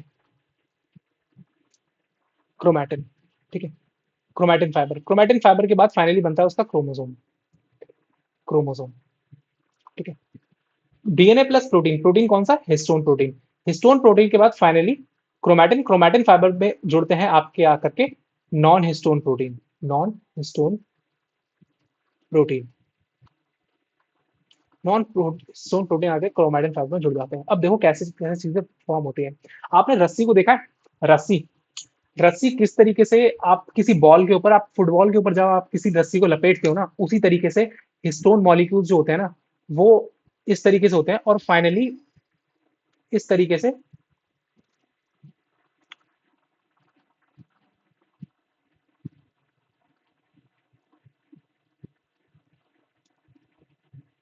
इस तरीके से ये जो आप गोल गोल देख रहे हैं, ये है आपके हिस्टोन प्रोटीन। Histone protein. और इनके ऊपर रोप लाइक स्ट्रक्चर जो है वो है आपका डीएनए। ठीक है, इस तरीके से आपस में कॉइल होते हैं और इनके बीच में काफी ज्यादा कॉम्पैक्टनेस आ जाती है, जिनकी वजह से इनकी पैकेजिंग काफी ज्यादा हार्ड हो जाती है। ठीक है, और धीरे धीरे करके ये एक क्रोमोसोम का रूप ले लेते हैं और फाइनली ये कुछ इस तरीके का स्ट्रक्चर हमारे सामने जो हमें दिखता है क्रोमोसोम का। क्रोमोसोम जो हमें दिखता है visible only in the dividing cells. ठीक है, जो डिवाइडिंग सेल्स होती है उन्हीं में हमें क्रोमोसोम फाइनली दिख पाता है। अब एक ह्यूमन सेल की बात करें, एक ह्यूमन सेल को ले तो उसमें 2 metre long DNA threads distributed among 46 chromosome.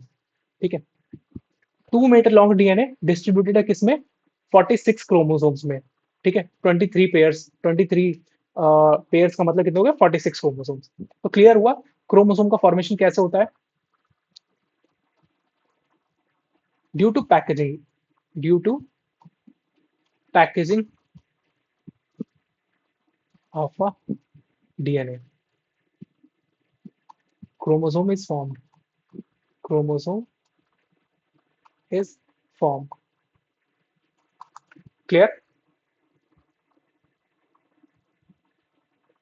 Basic structure. अब क्रोमोसोम की बात करें तो क्रोमोसोम का structure, primary construction centromere, kinetochore, disc shaped like structure. देखो जैसे ये क्रोमोसोम है ना यहाँ पे, तो यहाँ पे बीच में क्या होता है? सेंट्रोमेयर। सेंट्रोमेयर के चारों तरफ क्या होता है? एक तरफ दो तरफ एक डिस्क शेप, मतलब आप जैसे कटोरा समझते हो ना, कटोरा एक इधर इस तरीके से, बीच में क्या है? क्रोमोसोम एक इधर एक इधर।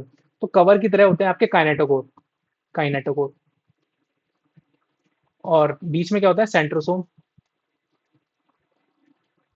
Holds two chromatid of a chromosomes. Chromosome classification. Chromosome का क्लासिफिकेशन कैसे करा जाता है? On the basis of centromere position. कितने टाइप के? मेटासेंट्रिक होते हैं। मेटासेंट्रिक में मिडल होता है। ठीक है, सब मेटासेंट्रिक में एक जो आर्म होता है वो सेंटर से थोड़ा अवे हो जाता है, सेंट्रोसोम। एक्रोसेंट्रिक की जब हम बात करते हैं, एक्रोसेंट्रिक की, तो उसमें नियर द टीलोमरिक रीजन हो जाता है। और टीलोसेंट्रिक की जब हम बात करते हैं तो वो एकदम टर्मिनल एंड पे पहुंच जाता है। इसमें वन शॉर्ट आर्म होता है एंड वन लॉन्ग आर्म होता है। इसमें तो जो negligible amount of a another arm. ठीक है, टर्मिनल सेंट्रोमेयर जिसे कहते हैं, टर्मिनल, एकदम टर्मिनल पे, एंड पे। Secondary constriction, non staining secondary constriction at a constant location gives appearance of a small fragments like satellite। देखो सैटेलाइट डीएनए की जब हम बात करते हैं ना, सैटेलाइट डीएनए की जब हम स्टेन सेकेंडरी कंस्ट्रक्शन, इस टॉपिक को आप थोड़ा काट सकते हो। ठीक है, लेकिन सैटेलाइट के बारे में मैं अभी बताता हूँ क्या होता है सैटेलाइट डीएनए। ठीक है, स्मॉल फ्रेगमेंट्स कॉल्ड सैटेलाइट। जब इन्हें स्टेन करा जाता है ना, स्टेन करा जाता है तो सेंट्रोमेरिक रीजन, जो ये क्रोमोसोम है बेटा आपका, ये जो क्रोमोसोम है, इसके सेंट्रोमेरिक रीजन के नियर बाय जो डीएनए होता है, ठीक है, उस डीएनए को कहा जाता है satellite DNA.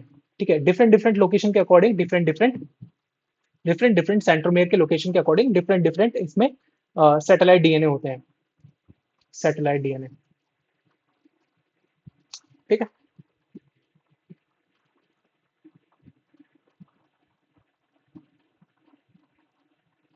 Vacuoles, vacuoles mainly आपके प्लांट सेल में ज्यादा प्रेजेंट होते हैं और ये approximately 65 to 70% of a cell volume vacuoles ही ले जाते हैं। और वैक्यूल्स का मेनली जो फंक्शन होता है बेसिकली इनका स्टोरेज फॉर्म में ज्यादा होता है। ठीक है। Membrane bound space in the cytoplasm bound by a single membrane called tonoplast. इसको याद रखना है, टोनोप्लास्ट इसमें से क्वेश्चन आया था। Content water sap excretory product and other material not useful in the cell. मतलब कि ये स्टोर करता है कुछ वेस्ट मटेरियल को, कुछ वाटर को, कुछ फूड को और एक्सक्रीटरी प्रोडक्ट को। Size approximately 90% of a cell volume, मैंने तो 70% का था, 90% ऑफ सेल वॉल्यूम। लेकिन कुछ कुछ जो सेल्स होती हैं प्लांट्स की उनमें देखा गया है कि वो 70% तक, एक राउंड फिगर मान के चलते हैं, सेकेंडरी 70% तक वो रहते ही रहता है। Function in plants. Tonoplast facilitate transport of a ion material against the concentration gradient. Facilitate the transport of ion against the concentration gradient. जब against the concentration gradient होगा तो कौन सा लगेगा ट्रांसपोर्ट? Active transport. ठीक है, याद रखना है against the concentration gradient. Higher concentration in vacuoles than the cytoplasm. Cytoplasm में लेस कंसंट्रेशन है और वैक्यूल्स में हाई कंसंट्रेशन है। स्पेशलाइज कुछ वैक्यूल्स के नाम है यहाँ पे जो दिए गए हैं। Contractile vacuole like a amoeba. ठीक है। ऑस्मोरेगुलेशन एंड एक्सक्रीशन में इनका यूज किया जाता है। Food vacuoles like protist formed by engulfing food particles. Microbodies, microbodies का तो बहुत सिंपल होता है बेटा। माइक्रोबॉडीज के बारे में जब हम पढ़ते हैं तो microbodies bound minute vesicles contain various enzyme. देखो माइक्रोबॉडीज कुछ नहीं होती, these are like a vesicles. अभी आपने मीजोसोम्स के बारे में पढ़ा था ना, लास्ट क्लास में हमने मीजोसोम्स के बारे में पढ़ा था। तो वेसिकल्स की तरह होते हैं ये। फाइनली माइक्रोबॉडीज ये कैरी करती हैं कुछ एंजाइम्स को। ठीक है। वो एंजाइम्स जा करके अपने डिफरेंट डिफरेंट पार्ट्स में जाते हैं, एक्ट करते हैं माइक्रोबॉडीज में। फॉर एग्जांपल कुछ जो एंजाइम्स होते हैं वो लाइसोसोम्स में जाते हैं। लाइसोसोम जितने भी हाइड्रोलाइटिक एंजाइम्स होते हैं। कुछ जो एंजाइम्स होते हैं वो न्यूक्लियस की तरफ यूज होते हैं। एंजाइम्स न्यूक्लियस की तरफ, न्यूक्लियर मेम्ब्रेन में न्यूक्लियस की तरफ। ठीक है। तो बेसिकली वो एंजाइम्स को कैरी करते हैं, present in both plant and the animal cell. ठीक है, ये एक एल कहाँ गया इसका? ठीक, animal cell. So this is all about the today's video. And आपको किसी भी तरीके का डाउट हो तो आप मेरे कमेंट सेक्शन में आकर के बता सकते हैं। And subscribe and like my video. And so all about this is said that the cell is a structural and the functional unit of a life. चलिए, बाय बाय।